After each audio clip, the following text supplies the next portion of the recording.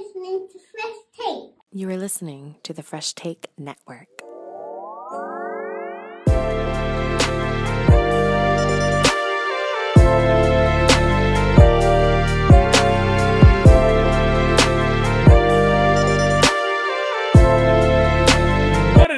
What it do? Welcome to Bootleg and B Sides. Joshua Adam William Arbuthnot with the new classic, your back-to-back movie draft champion, Nick.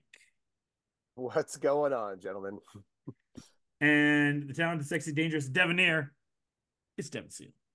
Collusion. That's what that is. Collusion. Collusion. Yes, again, congratulations to Nick. Back-to-back champions of the movie draft. I haven't been defeated according to polls for the music draft yet, so we'll see if this is the year that can top me out. We were way too long to get to this one, I think, but we try to do it every month. But hey, times get busy. But it's the summer now, so maybe we'll be able to get these out more on the monthly side of things. 1996, Nick, you and I were coming into our own at this point. Yes, 100%. We're entering into the double digits of our life. Yep. I was this is grade 10. This is grade 10 for me. Heading into getting out of the grade 9 into the grade 10, the high school. And I'm just starting junior high. So I'm in grade 7 at this point. And Devon, where are you? Very respectfully, I was probably like in grade 3 or 2 or 3. Yeah. Perfect. Amazing. So Barney is just killing it right now. Ooh. No, not Barney. Don't be Power crass. Rangers. Oh my God. I think Power Rangers was 93. I remember the first day it came out. 96 would be firmly like X-Men, as we talked about. Yeah. Spider-Man the animated series. Like prime Superman Saturday morning cartoons. Yeah, the I have. Superman one starts this year, I believe, in 96. I am primed for anything that's on TV weekly. Like it's Pokemon, ridiculous. Sailor Moon, Apex, YTV Pokemon combo. Pokemon in Japan around this time. I think it came out in 95, but it took a few years. I remember that YTV Pokemon and Sailor Moon connection. Oh, 100%. Like we're on same time in CBC, so it was a tough choice. It's the start. It's clearly the start of anime coming over. Oh yeah. Because you have Nickelodeon on the Saturdays has that anime hour that was going against one Saturday morning, not 96. That's not till like 99, right? One Saturday morning with recess and everything. Oh, probably much later. We're TGIF time though, right? Like we're Boy Meets World and all that stuff right now. Oh, Home Improvement. Yeah, absolutely. Yeah, life's good. Life's good in 1996. I'm not gonna lie. As far as music goes, Nick, where are you as far as music goes? I was into a lot of hip hop and punk rock in junior high, and then heading into high school, when I got more friends who actually knew something about music, they started opening my eyes a little bit more to some of the rock and roll stuff, and I vice versa with the hip hop. But yeah, a lot of heavier stuff, a lot of stuff I never really listened to, that I didn't even know was out there, and discovered a ton of stuff in the next 3 years of my life. Yeah, for me, like I said, 11 this year. Getting to kind of the side stuff what my sisters are listening to, which will be a little bit influenced in this, but majorly into a little bit of rock, but mainly hip hop. We are at the apex of the East and West beef at this point. This is the year that Tupac dies. At the end of the year, he drops his last album that he's around for, I believe. Yeah, because Machiavelli is after this. So that's a big thing for this year. And for me, 11-year-old, not knowing anything about the world, really, all about the West Coast. Fuck the East Coast. That was my mentality. I didn't know, and I didn't want to listen to Biggie. I didn't want to listen to Mace or anyone affiliated with Biggie at that point. Obviously now, coming the turnaround into my 40s, that has now changed now as you spread out your music catalog. But a major bump here and a lot of good hip hop. We have one of the greatest albums of all time. Two, maybe 3, maybe 4. You keep on thinking, but there's 2 albums specifically that would be considered on the greatest album of all times. that came out this year. One that's a genre defining album that came out this year. Just And say another it. one that's Just very say good it. personally to me. Well, it's the Fugees. The Fugees album is one of the greatest hip hop albums of all time. Hip hop, R&B, whatever you want to put it as. So let me ask you guys this, because at this point in time I'm very clearly like listening to whatever's on the radio in the car driving to school. I'm not consuming music like you guys were. You're not in grade 3 being like, West Coast, baby. I probably was like listening to Ace of Base or something. I don't know. Ooh, nice. But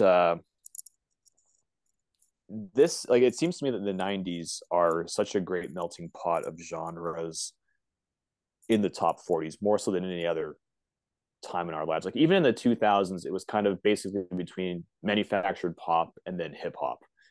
This, when you're looking at all these bands that we're going to talk about, all these groups, like we have people like Beck, Celine Dion, Tony Braxton, Aaliyah, Rage Against the Machine. Like that doesn't really happen in many other times in history. But I think in the 90s, we really have like is grunge kind of tapering into something different now at this point? Like we're getting kind of back into the rock roots. Yeah, I'd say so. You're seeing a little bit of a turn of alternative this year. I think we're not getting to where we got into the mid aughts with alternative, but you can see some signs of where alternative is. And I don't think we're near. I was going to ask you this too, Nick. I don't think we're near pop rock really yet. Rock is still rock. There's not that pop sense to it, but you definitely do feel a sense of some genres like hip hop, R&B, rock. There's a melding of some of these genres into different genres that we saw way back with Aerosmith and Run DMC, and we saw throughout the past few years. But this year is one of the years when you go through some of these singles, you're really starting to see a blend of genres. Yeah, 100%. I mean, this was it's almost like the grunge bands grew up. You Yeah, know what I'm that's a good saying? one. And Yeah. they became like a little bit more mature, a little bit more matured sound, a little more polished. The production was a little bit better. So that those bands, that were coming out with albums were rock albums. You listen to Siamese Dream from Smashing Pumpkins and you listen to, Infinite Sadness, I mean, that's 95. But, you listen to the two albums and it's like one is clearly more polished. Yeah. Right. And and I think it's just the maturity of the industry, really. I think you kind of see the same with Bush and the two records that they put out. I mean, Pearl Jam has an album this year. It sounds a lot Yep. different than the Pearl Jam we heard in the early 90s. 100%. Now you're in the mid 90s with the Pearl Jam, and you can tell the Yep. difference. The same with Soundgarden too, right? I mean, Mhm. you go from like Black Hole Sun to, or Super Unknown to I don't know whatever their album was called this year. I can't remember the name of it, but it's a different sound. You go for Pretty Noose wasn't even close to being on Super Unknown, but then that's like a big song coming here, and then their evolution into Audio Slave. Yeah, and then hip hop. I mean, hip hop. I thought you brought up a good point because I would, I still don't know what the trend is. I'm going to kind of roll with whatever you guys do for the trend because I couldn't really figure out the trend. I thought it was kind of the apex here of East and West Coast, but Nick brought up the good point of, I mean, as far as Death Row, he said 93, 94 is, real top for Death Row. And you're right, because that's when you get Chronic and you get Doggy Style. Dog Pound comes out Dog the Food, next yep. year, and you 94, have Regulate in 94 as well. And I think Nate Dogg has his separate album coming out as well. So West Coast is really hitting then, and this is kind of the tail end of Death Row being what Death Row is with this Pac album. I mean, Snoop has an album this year. It's a good album. It's not what Doggy Style was. It's not as memorable of what Doggy Style was or what some of the other Snoop albums would be. I believe this is the last album on Death Row before Snoop goes to No Limit too. No Limit. Yeah. Yeah. You start out with Busta's in this year. So you're starting to see a few other artists emerge. You're starting to get a little bit of the Midwest with a certain group in this year. So although I think that was 95, but you're seeing some stuff from them. So it's a very interesting and a unbelievable Canadian year with two of the most iconic Canadian acts of all time having two of their greatest singles and albums. Want to elaborate on who those are? No, I like how to about have we not? How about we not? surprises. Yeah, how about we I like not? to have surprises to stuff. We can How talk about about it I when we think get there's to it. actually a few more. There's like, a lot, but there's two specifically that Well, had like iconic years. We're basically those are first round picks all across the board, probably. So, Dev, explain the rules and format and all that sweet stuff. Well, the format. I mean, previously it wasn't a draft, but upon Nick's suggestion, it is a draft now. So if you pick a song like that's the no longer on the board, we're trying to make the best possible mixtape, if you will. We got 10 songs. We got categories including rock, pop, electronic, R&B. Hip hop / rap is a separate category from R&B, but we'll have rulings, I'm sure. Oh yeah. Whatever the emerging trend is in 1996, which Josh had already mentioned, is West. No, it's not. Nick talked me out of it. I don't know what it is. I have an idea. Okay. I might save it. I think it actually started in 1995, but Nick, the way that Nick and I were talking and at separate text, you were making me sway that it was kind of like this was kind of a start of dance and techno really starting this year, because there is a lot. Could be. Maybe. Could. Okay, so I'll throw out two trends, and we can talk about it further. The first one I'm thinking of like we're firmly in 1996 in the midst of the Britpop invasion. Oasis and Blur both came out in 1994, 1995, and we're basically battling all 1995. There's a bit of remnants in they didn't release albums in 1996, but I'm sure there's a band in here that someone's probably being like, how could you forget so and so? The other one is probably the emergence of the girl group. That's one that I had. Interesting. Okay. And that really starts the late 90s and the manufactured idea of pop, like Simon Cowell and producer-led groups of people who were smashed together who didn't know each other at all, is very much in 1996 or started in 1996. I don't know. Ska? Is ska a thing in 1996? Ska's always a thing. I would say I that was one of the ones I had kind of on the back burner. There's one more big one that I had, but that was one of them. What movie am I thinking of where they're really obsessed with ska? Is it Rounders? No. What's the movie with friggin' Vince Vaughn? Yeah, Rounders. And Swingers. Swingers. Basketball has a lot of ska. Basketball has like everything. Like Real Big Fish is like a staple of that movie. That's what I think about ska. I just think about basketball, and then the wrestler Sami Zayn. Okay, well, so we might have some ska in 1996. I actually don't know for sure. Oh, I'm sure. Yeah, Real Big Fish. There it is. They came out with their big album. That was a big album. Okay, so I'm on album of the year. Basketball's what, 98 though, right? Yeah, I think so. Yeah. I'm on album of the year.org, which is not official at all, and they mentioned Sublime as ska as because they were a ska band. They were a ska band. You think so? Mm-hmm. Okay. That's how they started. That's how they started. They were Orange County. They came up with No Doubt. Definitely. So that was that Orange No Doubt would have been ska if No Doubt was out this year. Yeah, No Doubt was the ska band. Yeah. Okay, so I think we have a couple different things that we can go to discuss.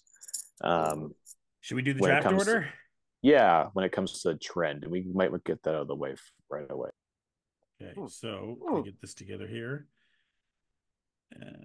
Does this the randomizer? Nick, you're going like No. I already got my trend. We could talk about it now, or we could talk about it later. I randomized it. What do we got? First pick is Josh. Damn it. Second pick is Nick. And third pick is Devan. Oh, I'm coming for you guys. Let's do it. Let's rock and roll. All right. So I'll start off the draft. It's with much deliberation. It's hard. There's a lot of solid tracks this year. Yes. But with much deliberation, with the first pick, Fatacular 1996 picks in the pop category, Wannabe, Spice Girls. Okay. God damn. Well, It's obvious. It's obvious. Of course it is. Okay. Yes.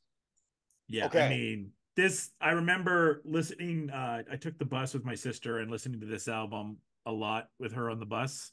Or sometimes you take it where you had the Discman and you played the headphones as loud as you could for everybody. So, this came out. This video was everywhere. Video was everywhere. Song was everywhere. Not my favorite Spice Girls song. That's too much, but that came out next year.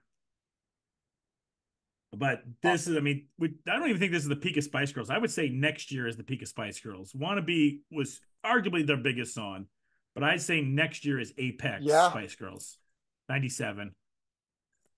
What category are you putting this in? Pop.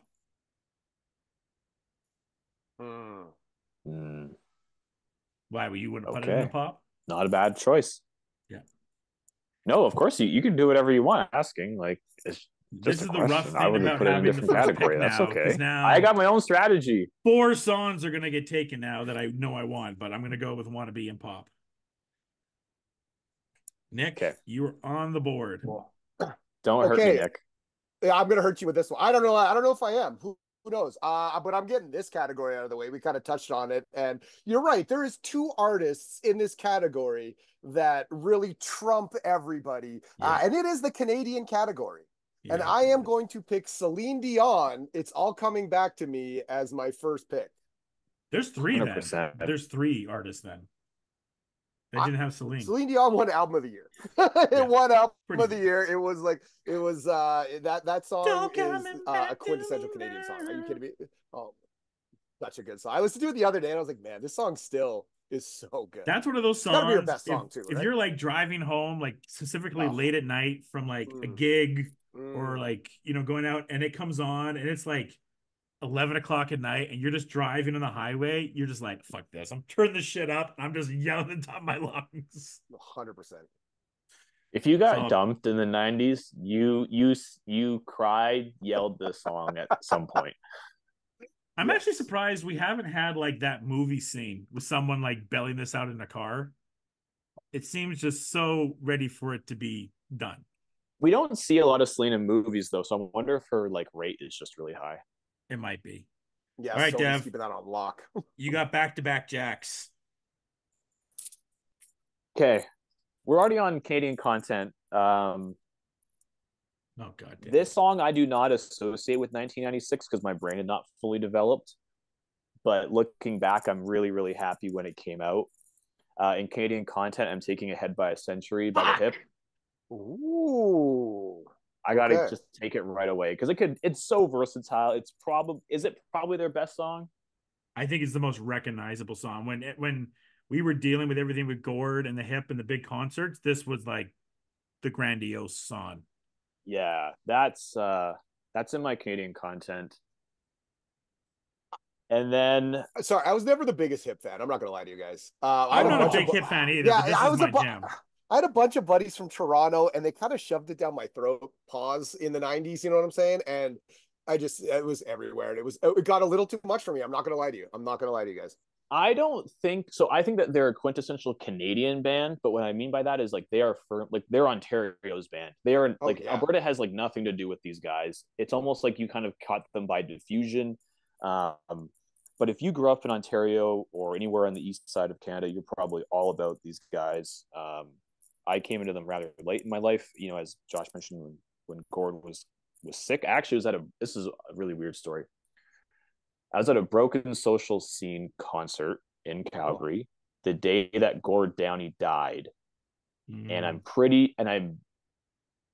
like 90% sure that one of the guys from Broken Social Scene was the producer on his solo album before he passed. And they were so sad they didn't even play an encore. It was a weird night, but it was one I'll never forget. That's my first pick. My second pick is one of the only songs that I've ever listened to on cassette because my friend had a cassette player. I was just too young. They had older siblings, so they had already had stuff that, was popular. And it's going to be No Diggity. Nice. Drizzy. Yes. Dre, baby. Yeah, this is the kind of R&B or hip hop that your parents probably like. When they heard that, they're like, "Oh, it's not that big of a deal." Like, of course, we'll buy you this tape. And it had really kind of opened my eyes as being a kid from suburban Alberta to the idea of life somewhere else. And I'm not saying that this is like transformative of like the Black experience or anything like that, but it's just a really friggin' catchy song. It's all picks. So that's going in R&B. All right. Nick, you're on the board. Okay, here we go. I'm going to jam up. Sorry, Josh. I'm going to jam you up. I'm going with my trend, and we could talk about this. My trend is females with guitars or in rock bands. Lilith Fair. So Lilith Fair. Fiona Apple. There was a bunch this year. Fiona Apple. I know Jewel. what you're doing. I'm going to go with another Canadian artist, back to back. Alanis Morissette. You ought to know. I'm fucked. Yep, absolutely. I saw that. That was right there. You ought to know. Saw a pick. Yep. Yeah, you jammed me up. Sorry, man. It's but that was my trend. Yeah, I think I don't know. That's a trend, right? Like I'm not wrong. Yeah, I'd say. Well, so. we just said it. Lilith Fair was the trend. Fair. Okay, perfect. Yeah, 100%. Now, when did Lilith Fair start? Is the real question. Oh man, I'm gonna look it up. Damn, that is good. All right, well, sorry, bro. I got 97 here. 97 to 99, but it started in 1996 when Canadian musical artist Sarah McLachlan became frustrated with concert promoters. Cool. Oh, there's another one that's really good too. I don't know if she's 96 though. Which one? Sarah McLachlan? No, the hottie Lisa Loeb. Oh yeah. I had a crush on her when I was 9. You say? Was that the one? I think so. Was that? No, was I that missed you. Stay. Oh yeah, I miss you. Stay. Yeah. Oh yeah, that you say's the lyric. Right. Oh, all right. Well, song. I got back-to-back jacks here. I'm gonna need a ruling in female vocal. Do we, first of all, does it have to just be a full female vocal song, or as long as a female vocalist is a major part of it, does that count? Is it her song? Yeah, it's gotta be her song. Yeah, her song. It can't be his song with her most of the debatable, time. because I'll go. My choice for that was "Killing Me Softly," which I think is more Lauryn Hill than anybody else. I'll let Nick decide. No, I don't want to decide on a Lauryn Hill song. What's the song? What's the credits? Like, what would you, if it showed up on your phone? It says the Fuji. I think of that more of a specifically Lauryn Hill song than just a Fuji song. She's also because I mean Praz and they don't do anything in it. No. Praz does like one thing. Praz and Wyclef don't do anything. Yeah. One time. I'll give it to you. I mean, everyone should like Lauryn Hill. All right. Next up, I'm gonna. Lauryn Hill doesn't like everybody. This is true. Next up, I'm gonna go to electronic / dance. Oh man. Okay. Get up and jam, and welcome to the slam. Good. Quad City DJs, baby. Yeah, hell yeah. I mean, come on. This is still at every basketball game. As someone that works a lot of basketball games, I still hear this song to this day. And Gen Z, who don't probably know much, probably watch the last. I've talked to Gen Z that just know this song and didn't even know it was from Space Jam. Ironically enough. That intro like gave me goosebumps. Even thinking about it, just the way that like, you know, Michael Jordan pops up, Bugs Bunny pops up, and they're just playing it, and then they go to the garden, like, or wherever they're going. It still gets me hyped up, man. Every single time it gets me hyped up. They play it. They friggin' play it at halftime shows in the NBA all the time. Yeah. That's so like basketball song. 100%. I mean, there was other Quad City DJ songs from this year, and I'm like, and as soon as you see that, I'm like, yeah, Quad City DJ Space Jam. So I will go with electronic Space Jam. Great. Okay. All right. I'm gonna go with my female vocalist. Don't do it. I'm going to pick. Which one do I go with? I got two here. Let's go with female vocalist. I'm gonna go with Aaliyah, 1 in a Million. Yeah, I had that on my list. Okay. We're still friends. Okay.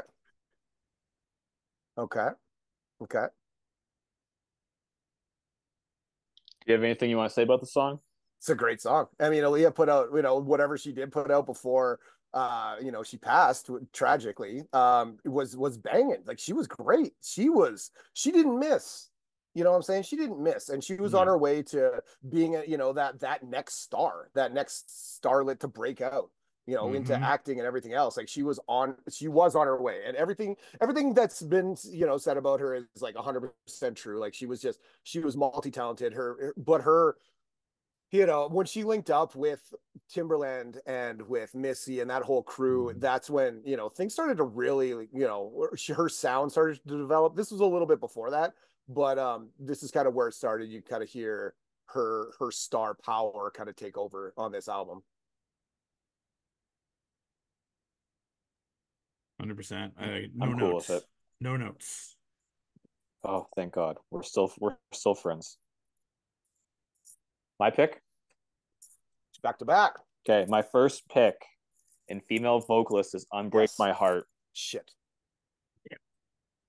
That was the other one. That was the other one. That was my Nice. backup. If I didn't And get I knew Killing Me Softly. Yeah. Is this like the more radio friendly Tony Braxton, like of those two songs that we're talking about? Is this the more radio friendly one? Yes. Yeah, I think so. I think so. I think One in a Million hit the more like the urban radio, honestly, where it was just one of those songs because it had that feel to it. Whereas Tony hit that mainstream audience. Another like scream breakup song. Yeah. Okay, I'm gonna get Trend out of the way. We touched on it briefly. This is the version of the Trend song. I'm gonna go with a ska song. It's Santeria by Sublime. Yes, nice. It's probably the most.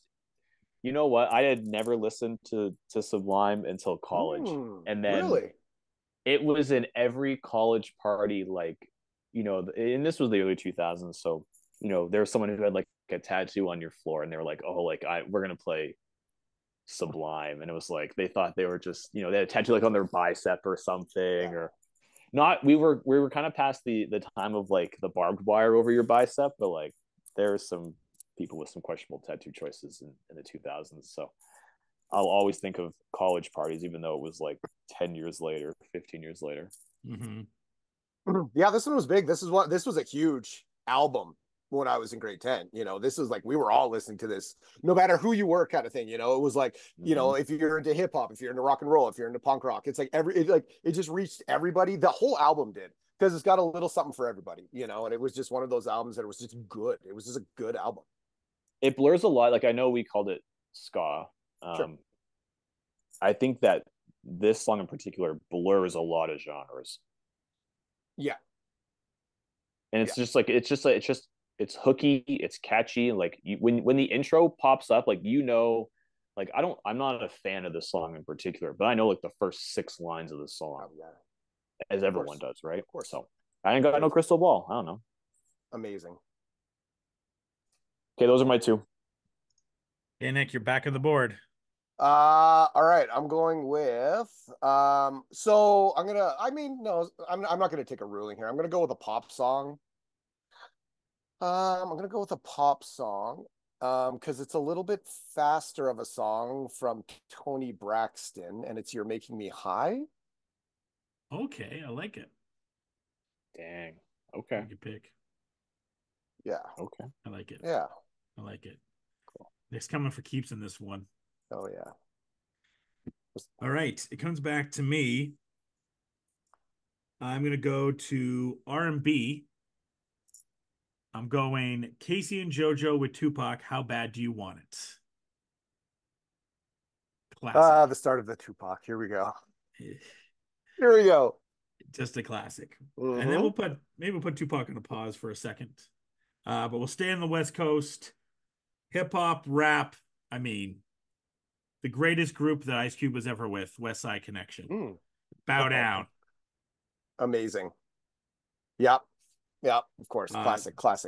It sucks that him and Mac 10, and I guess Dub C doesn't get along with Mac 10 anymore either. It sucks that they can't make new music anymore. We have kind of like Mount Westmore now with Cube and Snoop and Short and 40.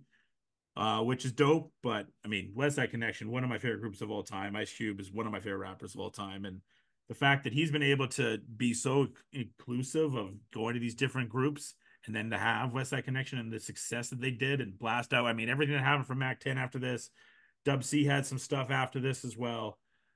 Bow Down, still one of the all-time hip hop classics. Go hip hop and rap, Bow Down, and R&B and hip hop.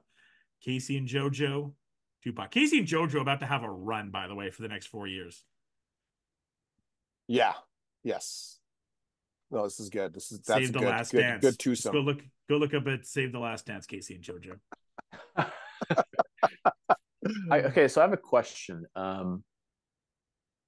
We talk a lot about how rock was kind of a genre before, then it morphed into several subgenres. Is this the pinnacle of what we call like hip hop or R&B or rap as just a firm genre before it splits off? 2003, I'd say. Maybe I don't know. Maybe that is a bad. Don't want to talk about Puff Daddy, but this is a bad boy thing. This is bad boy. This is when he started mixing everybody. With Biggie doing songs with everybody. Yeah. We kind of mentioned it, like the idea. So Tupac and Biggie, Puff Daddy, P Diddy, Sean Combs, whatever. The idea that like I think at this point in time, hip hop or R&B or rap is like really easily like there's only one genre of each of those. And then what happens is as it becomes more after we leave we're kind of leaving gangster rap at this stage in the 90s, like you're getting mid to late more 90s.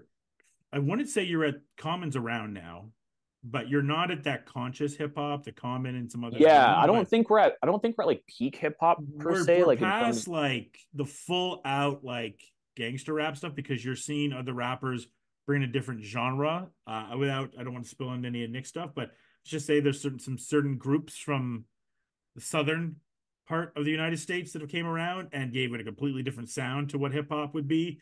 You have Nas with It Was Written this year, which adds an entire different thing. You got a Ghostface album this year as well that, has Ghostface break away from Wu-Tang and really, really set up a different way. I mean, Wu-Tang and Ghostface and Eminem have broken away, but it's a different year of not just, oh, this is East Coast, this is West Coast. You're starting to see different artists. Finally, E40 has a huge album this year that comes like out. is this the version of 1969 as it was for classic rock for hip hop and R&B, where then in the 70s where we get the explosion of like prog rock and punk? It's a weird year, Dev, because I think you could kind of say this is the end of an era in a way, right? Because like we said, unfortunately, Pac dies this year, Biggie dies next year. This is the first year of the first Jay-Z album, right? Absolutely. And like I don't want to spill in Nick stuff because I think he's going to be having some of these artists. There's certain artists from the South that are jumping up this year. Nas has his second album that is a completely different album from a lot of stuff that you were hearing. So it's kind of that new wave of Nas and Jay-Z and these other groups that are about to take over the hip hop scene in the 2000s. Eminem has an album this year, by the way. It only has like I think 2 tracks on it, but Eminem's technical first album, it's just an EP, comes out in 96. So you're seeing a lot of those staples that are going to be big marks of hip hop in the later 90s and into the 2000s starting to populate this area as we start to unfortunately see the end of the Pac and Biggie era. Yeah, it's almost like this seems very transitional, and then what happens in it's kind of sets up like the late 90s, which then sets up like the early 2000s where then hip hop and R&B become like the dominant art form of pop music. That's why it's kind of still my radio. trend is it's the peak to me of this era, and then Absolutely the new it is. era starts next year. I think that's a very fair assessment because the genre changes a lot in the late 90s, and then I think it then gets redefined in the 2000s. So like no one really talks about like late 90s hip hop and R&B with the same reference they talk about like late 80s to early 90s to mid 90s, and then of course what we talked about. But then we talked about 2003 onwards where we're talking about Outkast as if like they're your mom's favorite band, when in reality like they're a whole other I mean, beast. we're 2 years away from DMX and Rough Rider starting to happen, and like I said, Jay's just doing Reasonable Doubt, and Reasonable Doubt's a good album, but it didn't put Jay-Z on the mark like the way that other albums coming forward would put Jay-Z on the mark of being the guy. Like when Jay-Z drops Reasonable Doubt, people are like, no one would have thought this guy could have been the king of hip hop at that point. They're like, oh, he's a nice artist. That's cool. No one would have seen where he was coming from. I remember when he dropped Reasonable Doubt, they're like, yeah, this guy's pretty good. But no one thought they see what they see. Also, let's not forget, we had a Shaq album this year as well with Biggie. Oh, Shaq Diesel. Yo, wasn't it platinum? Yep. Hell yeah. Okay, so another Mix question. up, by the way. I just want to take. I want. Yep. That's all good. I know. You're talking about Jay-Z, right? And I've kind of come back around. Like I think he's really, really close to the top, if not the top, just because the run that he had Of MCs of all time? He's not in my top 5. Oh, no. No. You know what? It's not. This is a debate, but yes, I don't even know if he's in my top I could see 10. it, but we're not having. I'm not trying to like break it down right now, but I'm trying to talk about like from Hard Knock Life to the Black album essentially is really, really, really strong. Yeah. And so volume 2 to the Black album. Okay. Yeah. And it's just like that's 5 or 6 albums. 1, 2, 3, Gift 4, and Curse. 5. Gift and Curse should have been one album. If it was one album, would have been good. That double album was kind of probably. I mean, the blueprint's better. The Blueprint 2.0 and Black album, I think, really changed the level of where he was at. Carter Volume 3, I thought was like really the start of what was coming for Jay. But I mean, we're talking like I still think, not to get into this whole debate right now as we're dealing with the Kendrick and the Drake stuff right now. Like to me, when that whole beef was going on, like as fun as this beef is, I still don't think it's matched what Jay and Nas was. And maybe there's a bit of the nostalgia on there of you're waiting for the albums to come out for the disses to each other. When Ether dropped, like it was like it's over. Like and Jay had some nice stuff, but it's still why like when we talk about diss tracks, you're talking about he ethered him, right? Yeah. You're talking about Ether. You're talking about No Hit 'Em Up. Vaseline. You're talking about No Vaseline, right? Yeah. But when Nas dropped that, I thought it was a wrap for Jay-Z. I'm not gonna lie. I thought there's no way anyone can come back from this. Just Nas destroyed him. I'm just wondering as a run from 1998 to 2003, it's a 5-year run that's remarkably consistent. And I'm just not sure, like we talk a lot of MCs and their peaks and things like that. And I just, whether or not his peak is as high as Illmatic, for example, or whatever. As popularity, he was more popular than Nas, for example. Sure. But I mean, DMX comes around 2 years after this. I don't think I mean, I guess maybe he did, but do you think he ever reached the hype of the Rough Riders and DMX at their peak, Nick? Jay-Z? Yeah. Yeah, I guess he did. It's a stupid question. Yeah. I think Rough Riders was a side thing compared to Jay-Z. Everyone knew who Jay-Z was. I think over this next 5 years, and then we'll go to the next pick. As much as I'm not a huge fan of this MC, but like when M dropped his album, it wasn't like anything I've ever seen. When M dropped the Slim Shady LP, that was unbelievable. And then just 4 years later when 50 dropped In the Club, like that album just was everywhere. It was everywhere. And Jay-Z always felt like he was there, but I always felt like, and maybe I have to go back, where I always felt there was an artist that was right there with Jay-Z, or he was just slightly below. I think maybe Black Album was the one you could say was Jay-Z's year. It'd be a fun podcast to go back and do, but I always felt there was another artist there. It's like, no, it's his year. Jay's just right there. I mean, when Rockefeller happens, then Kanye starts outshining him and everything, right? Yeah, then 2004, and that was the beginning. Yeah. Nick, you're on the board.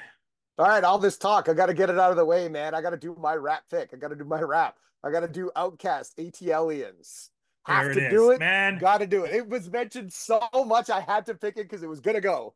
It was so hard to pick Bow Down over ATLiens. Of course. That was one of the hardest picks I've ever had to do in this music thing. When I heard that Outkast album for the first time, I was like, what is this? So you want to talk about a run? You want to hear 96 or 98 to 2003? It's Stankonia, or it's Equimini, Stankonia, and Speakerbox, Love Below. And that the other Southern group I was talking about, album run. And UGK comes out this year, by the way. That's the other Southern group I'm talking about. It's like the Southern rap stuff comes out, and you're like, what is this? We're not even near Cash Money yet, Nick. We're like, these two, like, that Outcast run is stupid. And then and then UGK has this run that is unbelievable. I remember hearing Pimp C for the first time. Like, what is this? But then you hear Andre, and you're like, no, what is this? Right. Blown big boy. No, 100%. That's a great pick. It was very hard for me to pick between that and Bow Down. Oh yeah. Yeah, I had to get it out of the way. All right, Dev. Cool. Oh, okay. You guys are forcing me into some tough decisions. I'm okay with it, but I'm in some tough decisions right now. Okay, I just saw that this performer is doing a 2-album live show reunion, if you will, this year. In the rock category, I'm taking the Wallflowers One Headlight. Yeah, you know what? It's a song that I don't think about often. In fact, I think about it very rarely. Just the Wallflowers in general. But when I hear it, it kind of makes me go like, oh, like, was I missing something, or what did I miss? Or like, I can see exactly why the Wallflowers, it means basically one guy, but why he was a big deal. So he's putting out a double album? The Wallflowers? No, he's performing his first 2 albums in their entirety this year. He's going around playing. He's going around playing the Wallflowers and Bringing Down the Horse. And is it going to be in conjunction with the Bob Dylan movie? You know what? Who's to say? Who's to say? Who's to say? And then I'm an impressionable. That was a good pick. That was a good pick. No, you know what? I'm not gonna lie. That was a good pick. No, I'm not trying to justify it. But my second pick. This one you guys are gonna slap yourselves for not picking earlier. Ooh. In the pop category, I'm taking "If It Makes You Happy" by Sheryl Crow. Yeah, I looked at it. That was going to be my trend before I decided to screw Josh up. That was literally my trend pick. I'm good. I got a good Canadian song. Great pick. Oh, great pick. Absolutely. Yeah, thank you. Yeah, great pick. Especially back to back. Wallflowers and Sheryl Crow. That is on a mixtape. Millions of mixtapes everywhere. Oh, you know how many babies were made to those songs?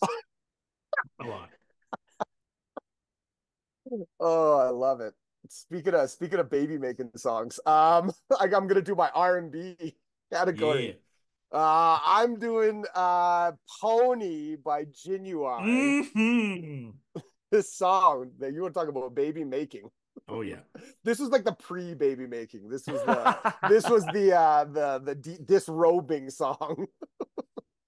I think my favorite use of Pony was in Parks and Rec at the big festival with I can't remember what the little ponies called, Little Sebastian.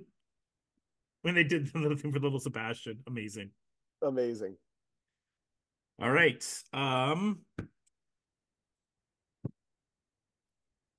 hold off. Let's go with rock. Let's go with Swallowed by Bush. Okay. Love this album. Okay. Solid album. Like I said, like, there's always this, like I was telling Nick on our chat, like, I wasn't like going crazy. That Smashing Pumpkins album was like the first real taste of rock I had. And no doubt the 95 was the first album I ever bought. And I bought that Smashing Punk album. And then I bought both these, at the time, Bush X albums. I believe is the first year they're just called Bush. And then I played this a lot in my music player quite a bit. Yeah, Bush was good. Bush was a good band. They put out some CD. Yeah, they had some hits. They put out some good stuff. And then Canadian content. Let's go to the one and only Bryan Adams. There you go. The only thing that looks good on you is me. Classic. Yeah, that's why there's so many Bryans with a Y in. Yeah. BRY. I remember my dad used to have a Mustang convertible and just blazing this on the top of it. There's a lot of Bryan Adams in that car. This was one that definitely stuck out there. Awesome. I will admit, you did take all my picks with Canadians, but luckily Bryan Adams was there to bail me. It was a good Canadian year. not really any Canadian hip hop yet. Chalk Lair and Maestro and Rascals are not really doing their thing. And I'm not gonna lie, side story where we're doing this. I was really hoping to Check the OR was this year, and I knew it was 94, but I really wanted Check the OR to be this year to pull that out on y'all. Amazing. Yeah. So yeah, those are I'm gonna go with Swallowed by Bush in rock, and then and Can Con, I will go Bryan Adams. Amazing. All right. Um, let's stick with the theme here. Let's go with I'll do a wild. I'll pick a wild card. No, not yet. No. I'm gonna go rock. Let's go rock. Let's do that one first. And I'm gonna go with a Sublime song. I'm gonna go with What I Got. Yes. And again, this could be in 4 different genres this year. So I'm going with rock. Like it. Very good pick, Dev. How many things do you have left? You got 3 picks left, Dev? 1, 2. I got 4. You got 4. Okay, I got 3. So I've been going in twos. Yeah. I've been going in twos.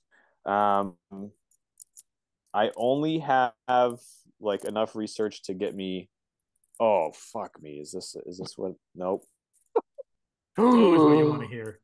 It's released. It's you know what? We talked about this very briefly. We had this is the debate with California Love, by the way. California Love, fucking December 95. The album comes out in February. Ugh. I know the single for 1979 comes out in 1996, but the album came out in 95. Yeah. Okay, I'm going to be a really bad person, but in 1996, I really cared about Space Jam.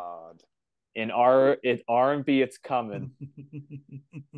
Because I believe I can fly. Nick left the chat. I know I lost some of you guys. Nick literally left the chat. But you want to pause? No, I'm kidding. He's back. Oh, thank God.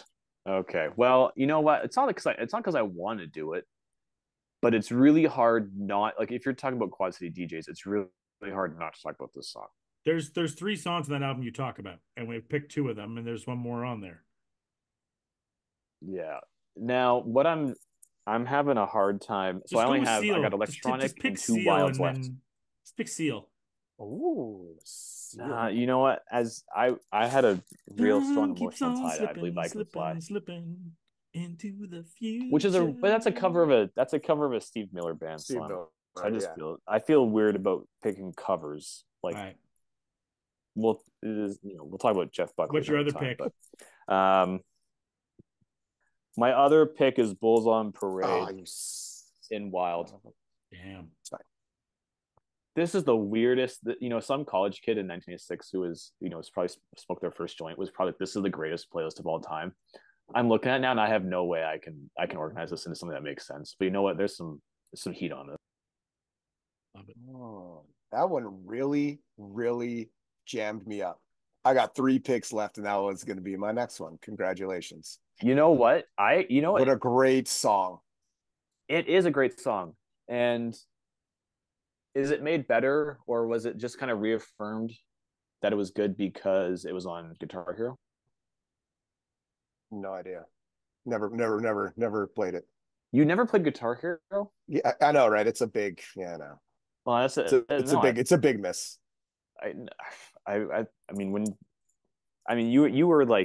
You were firmly an adult, like probably having adult relationships, and I was like wearing 2 polos at the same time. So we were in different points of our lives. I just never got around to it. You know what it was? I was all pissed off because I'm like, I play real guitar. I'm not playing this nonsense. You were probably like that dude. You were holding hands and like kissing people, and I was like just not even interested in that yet.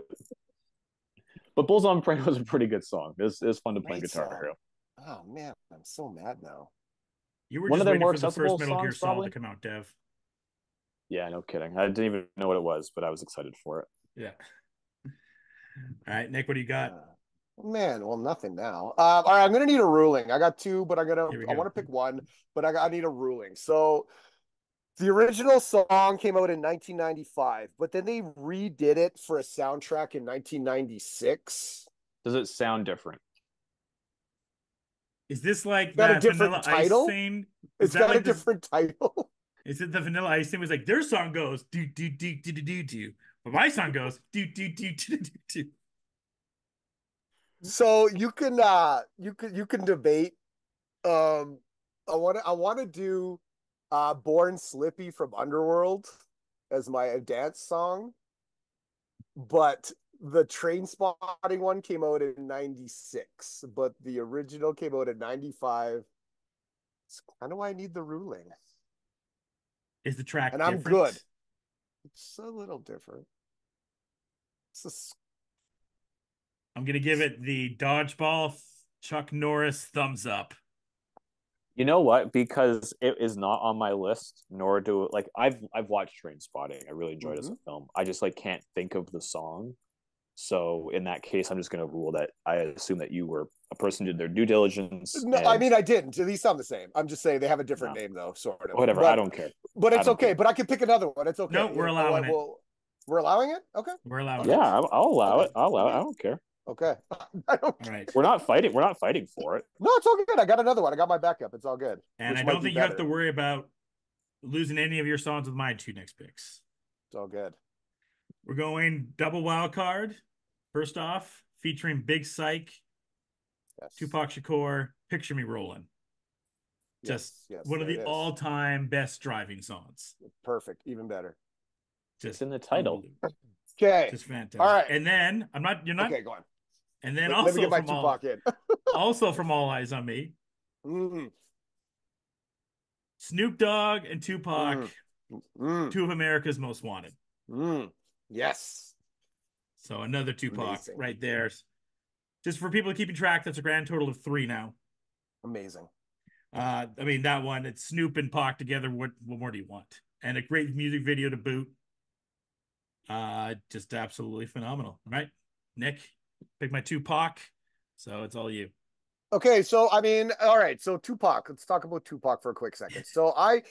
So for the longest time, for probably 96, 97, so probably 27 years, wasn't a Tupac fan. Meaning his first 3 albums, I loved his first 3 albums. Yep. They were amazing. They were he was different, he was very socially conscious, really Against the fighting World, man. for It's the one of my favorite people. albums. Right, 100%. Like he was that guy that, he was that outspoken, person in that community. And he really nailed it and had a bunch of people following him, and and it was amazing. Then he goes to jail. Suge gets him out, and he makes a Death Row record, which is nothing like anything he did before. Right? He went a completely different direction, threw all of that stuff, that back catalog stuff, out the window, and just started creating new, rap albums. And I kind of didn't really like that. I liked the old Pac. I liked his messages. I thought he was a great poet, and he just kind of threw all that out the window on All Eyes on Me. Now, 2024. I realize I've come to the conclusion I'm fine with it, because he wasn't that person anymore. And I get it. It's like we all think that, when you hear, for an example, like Eminem, right? I don't want to bring him up, but it's like, if he's not screaming on a record, people are like, oh, he's not angry anymore. But what does he have to be angry about? Pac's got money now. What's he struggling for? He's not allowed to rap about struggle anymore. He's got money. Isn't So this the whole debate about Andre 3000 and his flute album? Sure. Yeah. He even said it. He's like, what am I supposed to rap about anymore? 100%. You know what's so funny with this? So Nick, I like your reasoning for not listening to Pac is for like almost 2 decades and not really respected. It's so much better than my reason for not listening to Biggie until like 2 years ago. I didn't like Biggie. I had never even heard Ready to Die fully until 2023. And that was simply because fuck Biggie. Fuck Bad Boy. That's where I was. Except for Mace. Wow. For whatever reason, I liked Mace. Because I found him funny. Wow. Okay. But your reason is much better than where I was of not listening to, arguably, other than Rakim, maybe the best lyricist of all time in Biggie Smalls. Amazing. Yeah, no, I mean, it's fair. I mean, you're a West Coast dude till you die, so it's like I get it. I get it. But then you You're listen to Ready to Die, reasonably like, scared. oh shit, I fucked up. Yeah, So it's let me fair. ask two people who Mm. I'd say are in the culture. Um, at this point in time in our lives, so far removed from the Biggie Pac thing, is this like a LeBron Jordan thing, No, this is just or is it? hatred. No, I get that. What I'm saying is like, so we've all kind of talked about how like you picked one, then you started listening there and really appreciated them.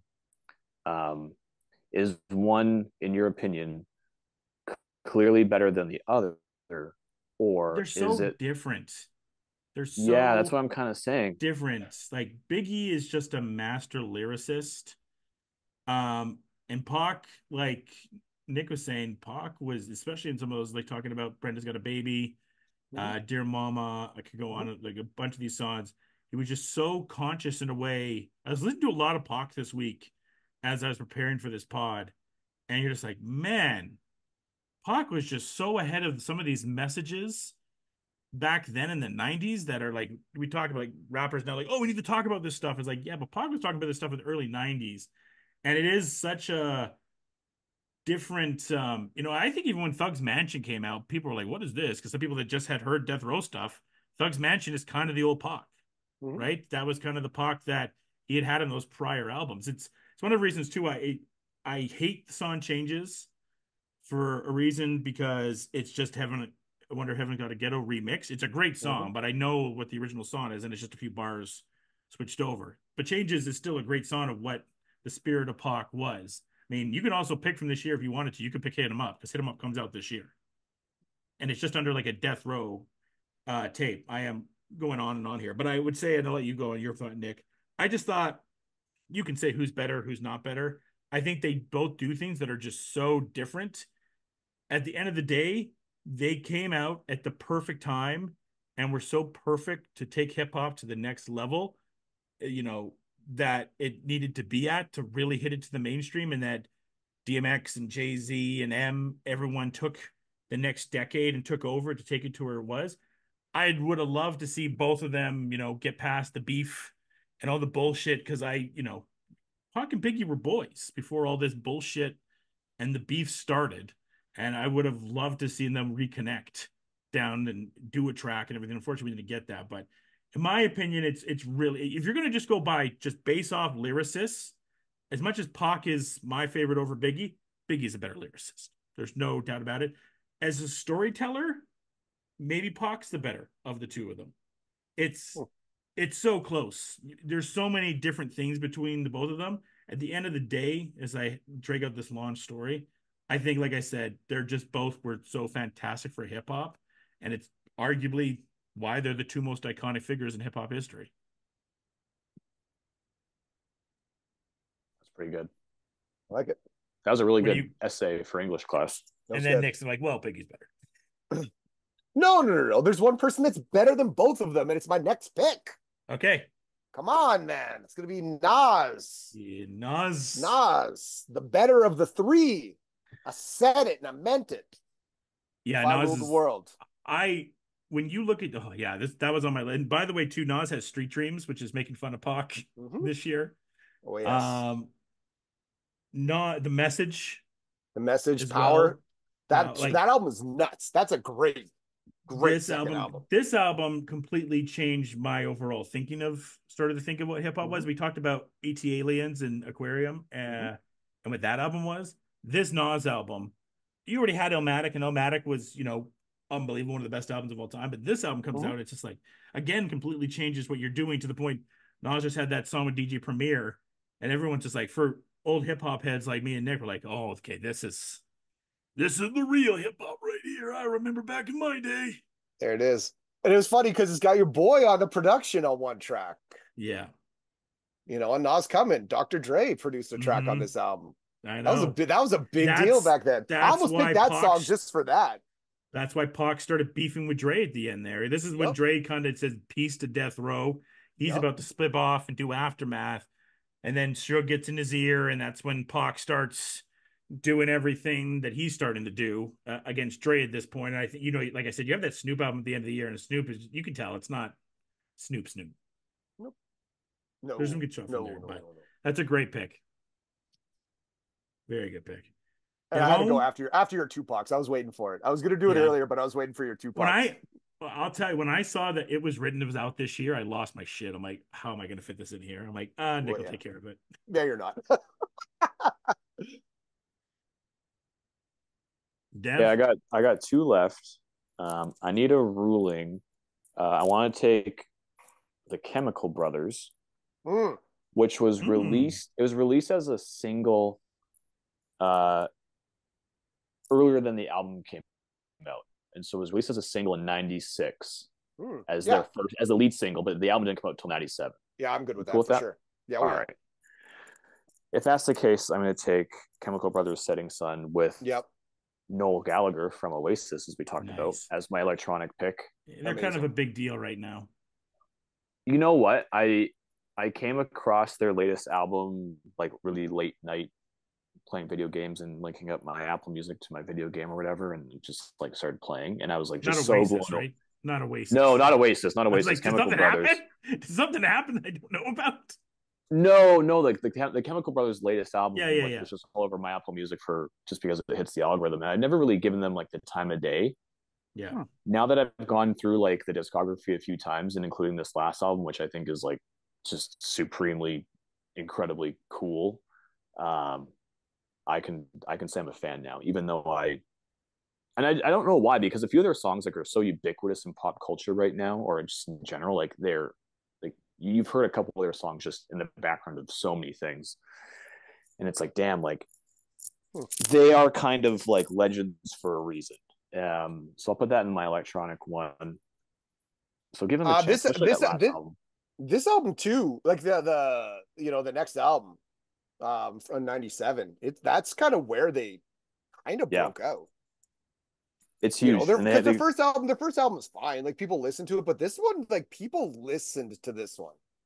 Oh, absolutely. Like they become like vanguards of this weird 90s electronic music where it becomes really easy to make,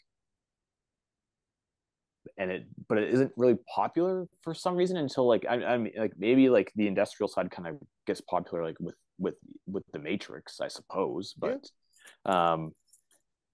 where I'm looking at it from now, like 20 or 30 years later, like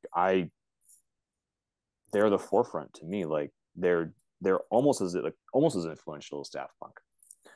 This was and this is but this is also like they were like an underground like group. So this is weird. So they're almost like, I don't know how familiar you are with like the '90s techno stuff, but like they're like a Ninja Tune like duo that made it big. There's all these bands kind of like like Aphex Twin or Autek or like all these. Like, I looked at Aphex Twin's album this year.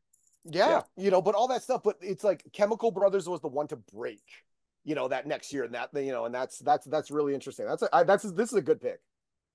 Very good. Yeah, I've really kind of come into my own with them, and I feel like I understand them now. I probably, if I listened to them when I was 17 or even 22, I probably would just disregard it as being like overly complicated electronic music that you're not supposed to dance to at a club. And now that I listen to it more and more and more, especially with this last album, that's all I want to listen to in electronic music wise. And then my last wild card comes from arguably one of my favorite movies in the '90s, Romeo plus Juliet. Well, the Cardigans, Love Fool. Damn. Yes. And this is like bubblegum pop. It's like it kind of has a meaning to it. It's just, I don't know, like it's like sugar in your teeth. Like it just kind of gets into you and just kind of rotting you from the inside. And it's really hard not to like this song. So that's my end of my draft. Amazing. Not bad. Good pick. Great pick. Thank you. Nick, finish it off for yourself. This last one, I had it. I'm still kind of jammed up on that Rage Against the Machine pick. I'm not gonna lie. I'm still kind of jammed up on it. I thought you guys would go earlier on Rage. Yeah, no. I should have. It's okay. That album was everywhere, by the way. Like at every Sam Goody, every A&B sound, really getting the juices for nostalgia flowing off those names. I saw that album everywhere. Okay. Future Wild. Shop. Yeah. Amazing. Future Shop. All right. For my last wild card pick, this was the other pick for my electronic. That could have been my electronic, but I'm going with Firestarter from Prodigy. There's so many. That was my good second. If you said no to my Chemical Brothers one, I was going to pick that. So that was was it. my So it had to third. be picked. It had to be That was picked. my We third. all had it on the list. It was like the bridesmaid. We had to do Man, it. now I can hear it in my. That was like, was that in the Matrix? Oh, yeah. Yeah.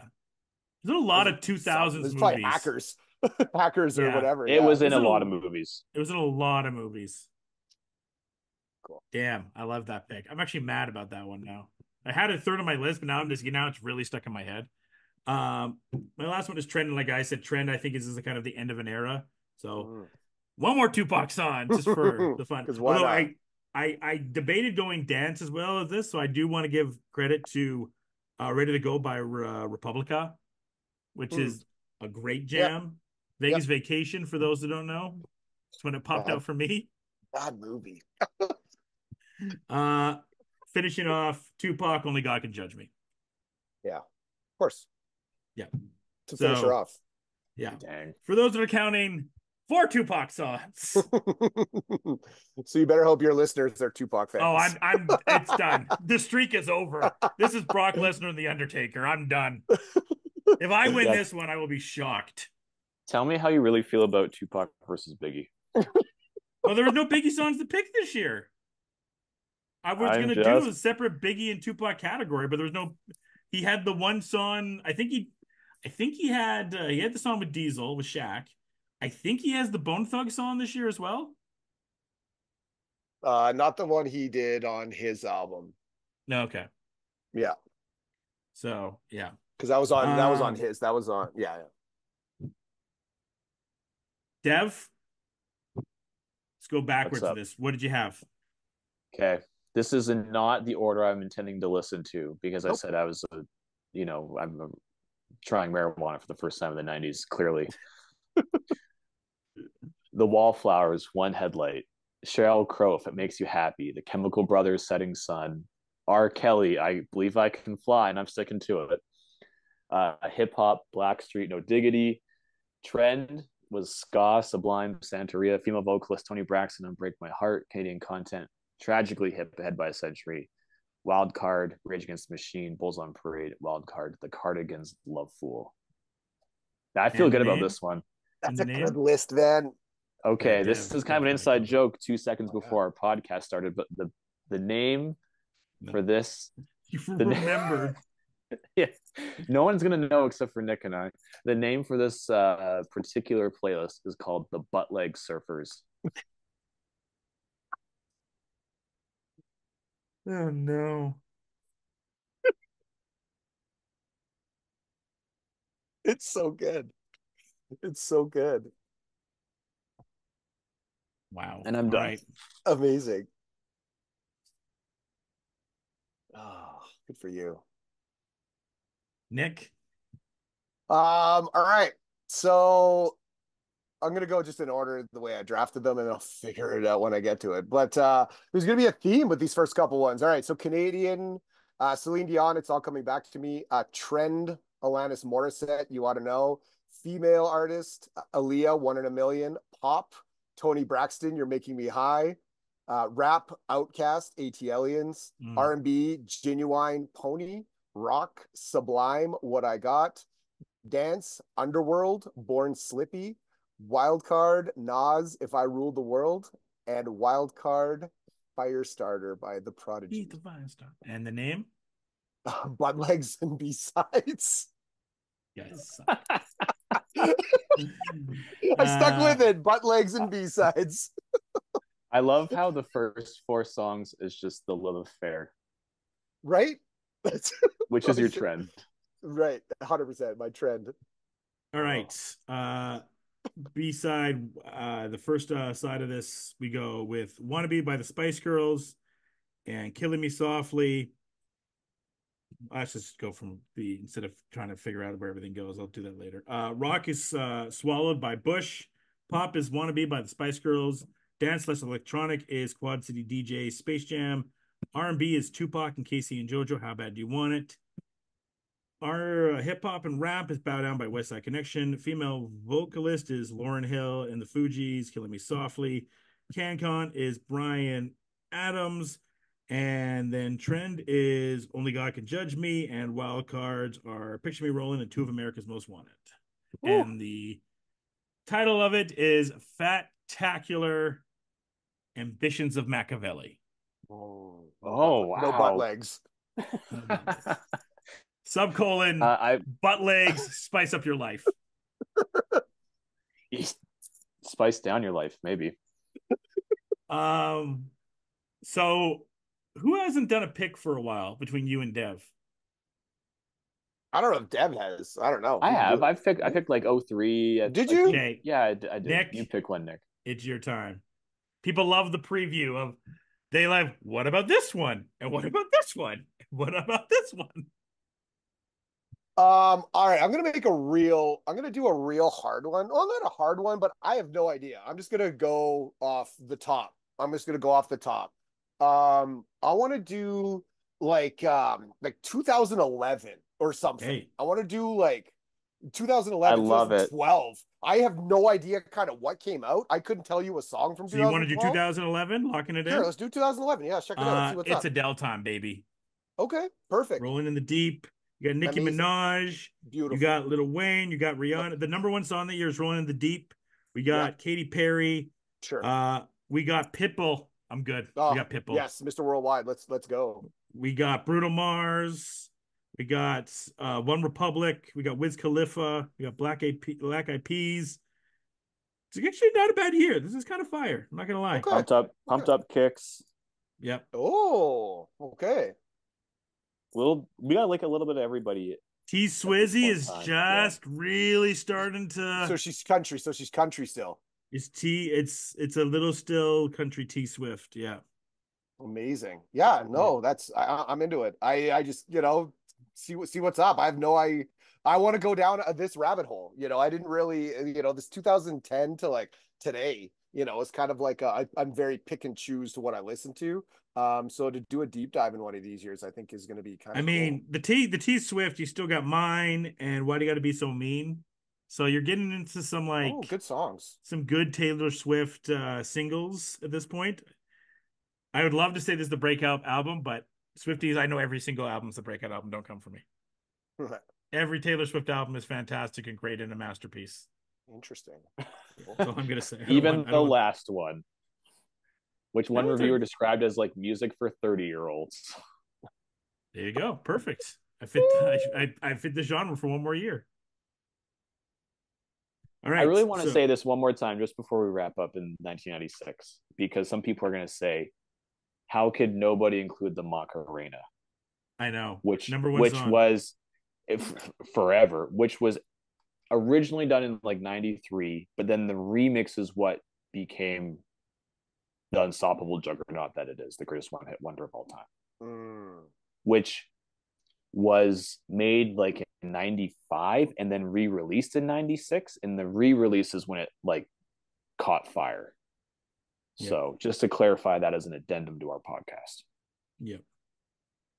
Who won the Grammys that year? We normally don't do that. Like, I'm sure it'd be Adele if you talked about it.